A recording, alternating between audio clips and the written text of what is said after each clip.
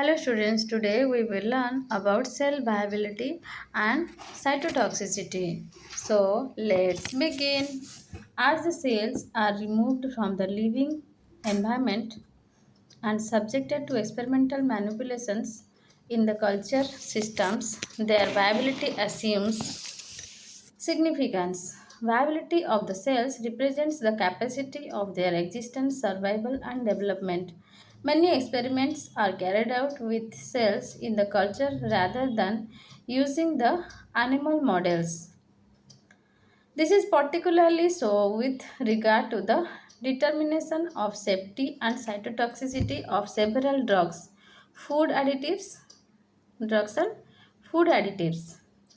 In vitro testing for cytotoxicity and safety evaluation is in fact cost effective besides reducing the use of animals.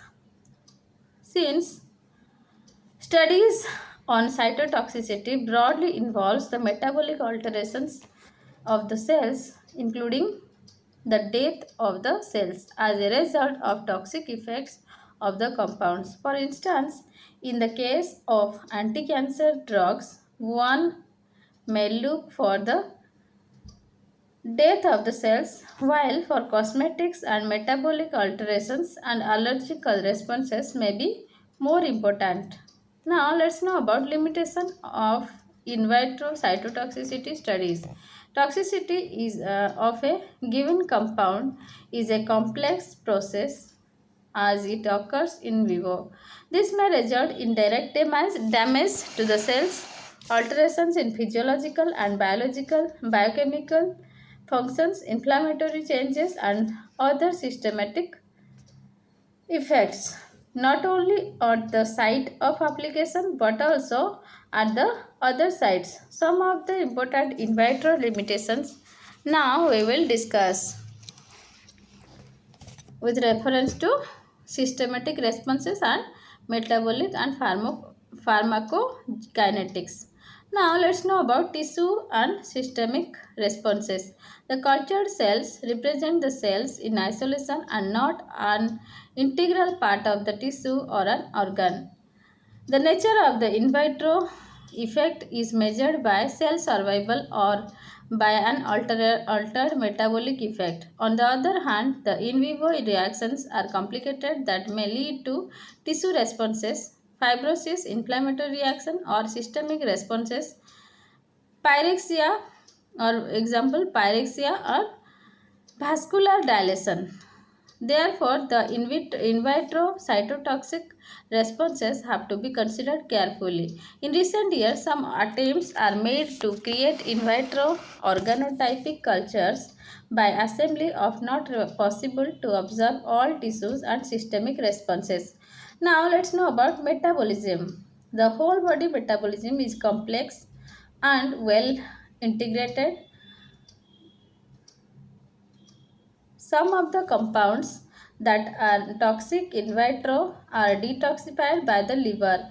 On the other hand, certain non-toxic or less toxic compounds may be converted to more toxic ones in the liver.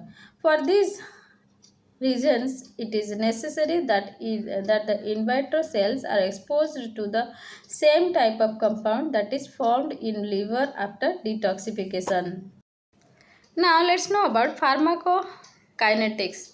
When the body is exposed to a drug, there occurs tissue penetration, metabolism, clearance, and excretion, constituting unorganized pharmacokinetics. It is not possible to stimulate these parameters in the isolated cells.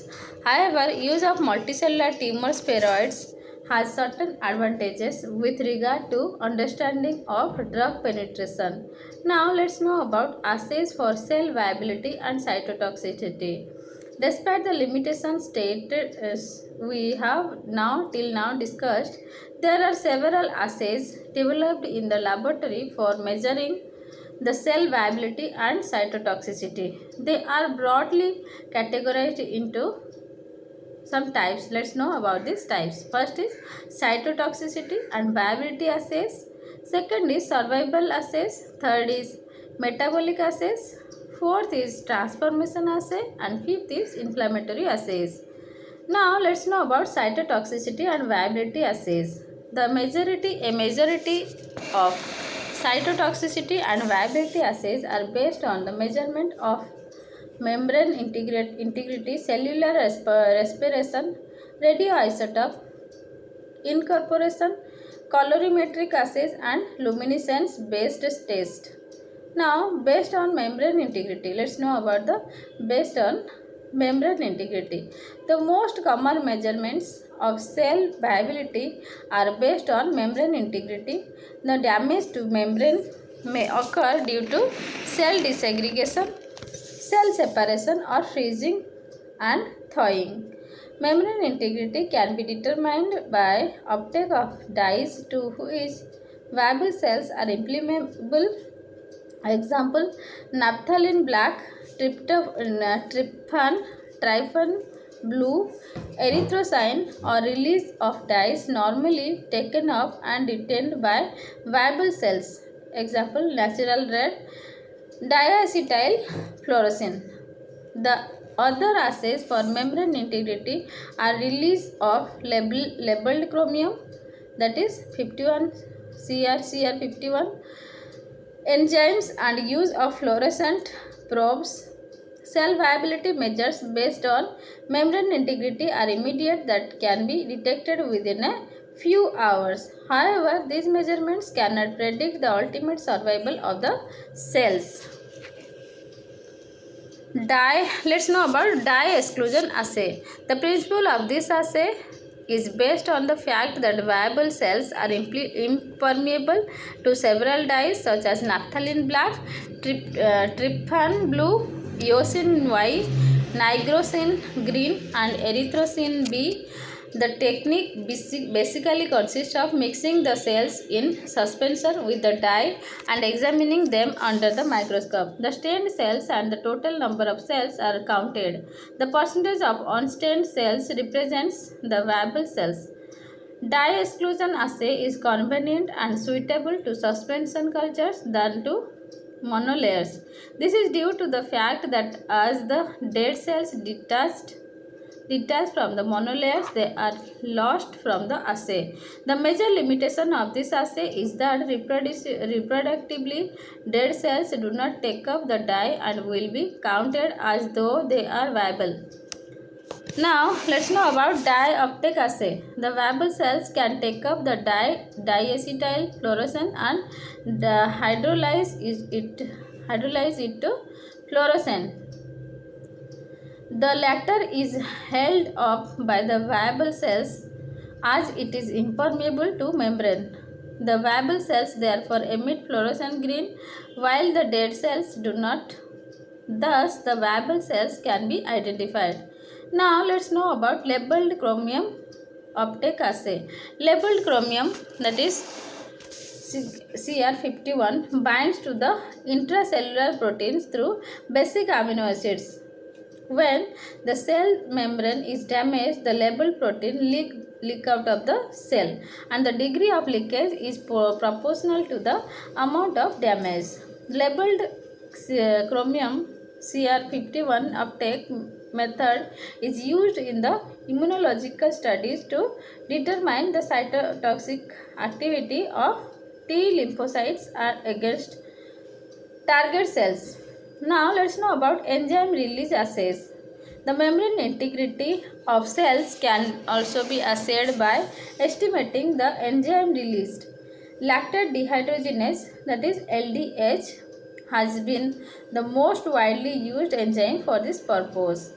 Now let's know about based on cellular respiration.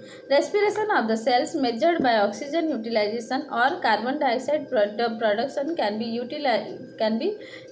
to assay cell viability. This is usually done by using Warburg manometer. Now let's know about based on radioisotope incorporation. By using radiolabeled substrates or metabolites, the radiolabeled is in the products formed can be detected. This method is particularly useful for the cytotoxicity assays of drugs. Some of the important Radioisotope incorporation methods we will now discuss. First is labeled nucleotides. Incorporation of incorporation of thymidine, that is H3, into DNA, and uridine, that is H3, into RNA are widely used for the measurement of drug toxicity. Now let's know about labeled phosphate. The cells are pre-labeled with P32.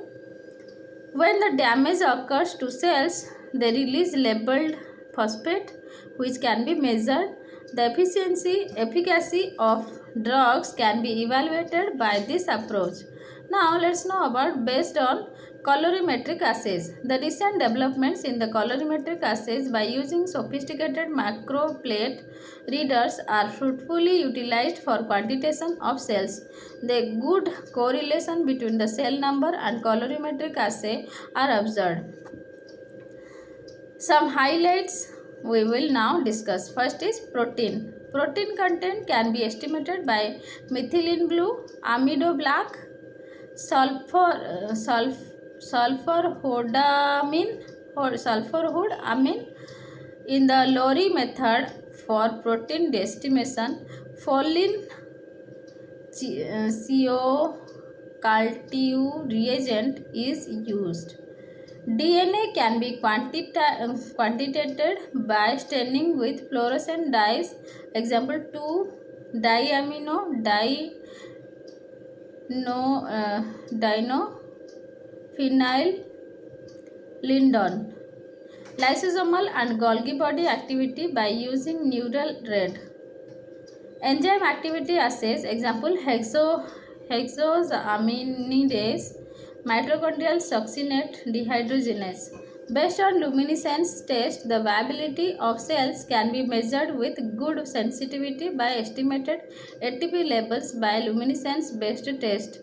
The principle is based on a reaction ATP plus D-luciferin plus oxygen in presence of luciferase gives rise to AMP plus 2 pi and plus 2 pi plus carbon dioxide plus light.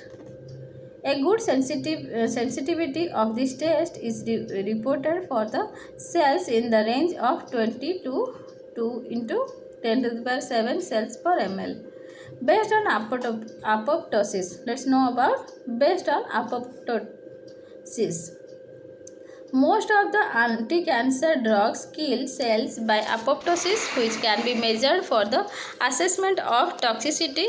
Apoptosis can be detected by some ways. Let's know about the ways. First is changes in morphology. Second is detection of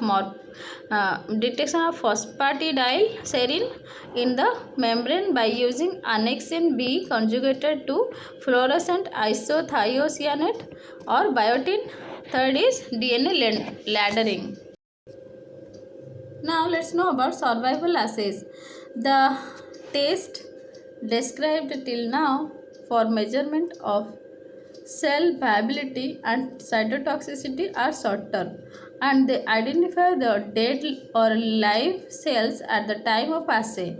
Many times when the cells are subjected to toxicity, that is exposed to drugs irradiated, the effects are not immediate but may be observed after several hours or sometimes even days. The assays based on the survival of cells, that is retention of regenerative capacity or reproductive integrity, are preferred.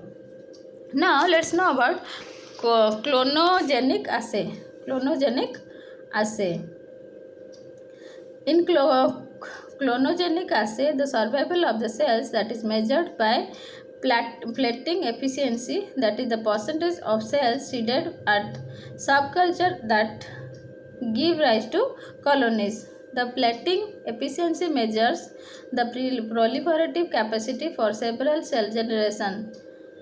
Clonogenic assay broadly consists of some stages. Let's know about the stages. First is the treatment of the cells with varying concentrations of experimental agent for about 24 hours. Second is trypsinization followed by seedling seeding of cells at low density. Third is incubation of the cells for 1 to 3 weeks. Fourth is staining and counting of the colonies. A survival curve representing the survival fraction of the cells against drug concentration is we discussed. Okay, the inhibitory concentration, that is in short IC, refers to the drug concentration required to inhibit the viability of cells. Thus IC 50 and IC 90 represent the concentrations of the compound that respectively inhibit 50% and 90% of the colony formation.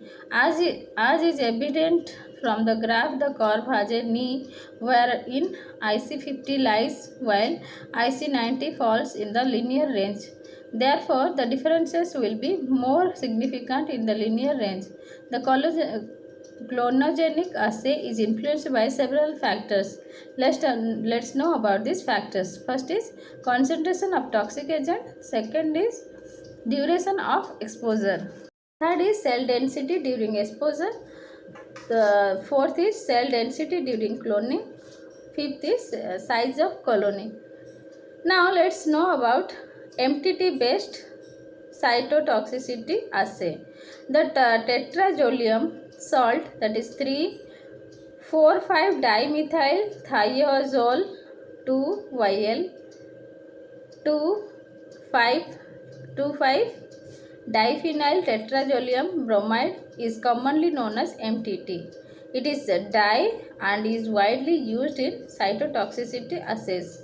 The growing cells in the log phase are exposed to cytotoxic drug. The drug is then removed and the cells are allowed to proliferate for 2 to 3 population doubling times. In short, PDTS. The number of surviving cells can be detected by MTT dye reduction. The concentration of MTT formation formed by can be determined spectrophotometrically. MTT based cytotoxicity assay is carried out in some stages.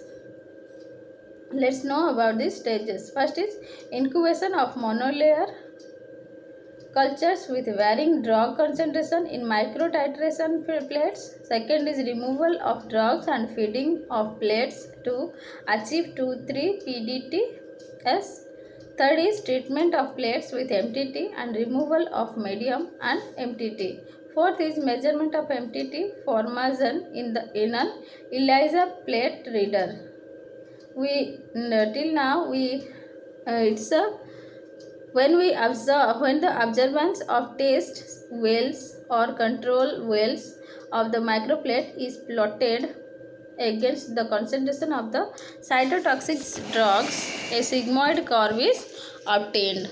Now let's know about metabolic assays. The metabolic assays are based on the measurements of metabolic responses of the cells. These tests are carried out after exposure of the cells to cytotoxic drugs, either immediately or after 2 to 3 population doublings. The most commonly used metabolic measurements are DNA, RNA or protein synthesis by estimating their concentration besides the assay of certain dehydrogenase enzymes. Now let's know about the limitations of metabolic assays. The estimation of the total content of DNA protein may or may not be indicative of increase in cell number. This is because these assays cannot discriminate between the proliferative and metabolic activity of cells. Some workers therefore prefer to confirm the metabolic measurements by clonogenic survival assay. Now let's know about transformation assay. There are some commonly used assays for measurement of in vitro transformation. First is evidence of mutagenesis. Second is encouraged independence. Third is reduced density limitation of cell proliferation. Now let's know about mutagenesis. Mutagenesis can be assayed by sister chromatid exchange SE Insert SCE. SCE basically involves the reciprocal exchange of DNA segments between the sister chromatids at identical loci in the S phase of the cell cycle. Sister chromatid exchanges are more sensitive to mutagenesis than chromosomal breaks. For this reason, SCEs are preferred in mutagenesis research and transformation assay. The SCE technique basically involves the incorporation of radioactive nucleotides into replicating DNA and detection of SCEs by fluorescence plus GIMSA technique. EPG, in short EPG. Now let's know about inflammation assays. Inflammation assays are required for testing the various forms of allergy induced by cosmetics, pharmaceuticals and other xenobiotics. These assays are at early stages of development in the culture cells. Finally finished. Any questions regarding this you can ask me in the comment box. I will definitely try to give the answers. Thank you. Any you can subscribe my channel to know more updates about biotechnology and biotechnological topics. Any questions regarding this you can ask me in the comment box. Thank you.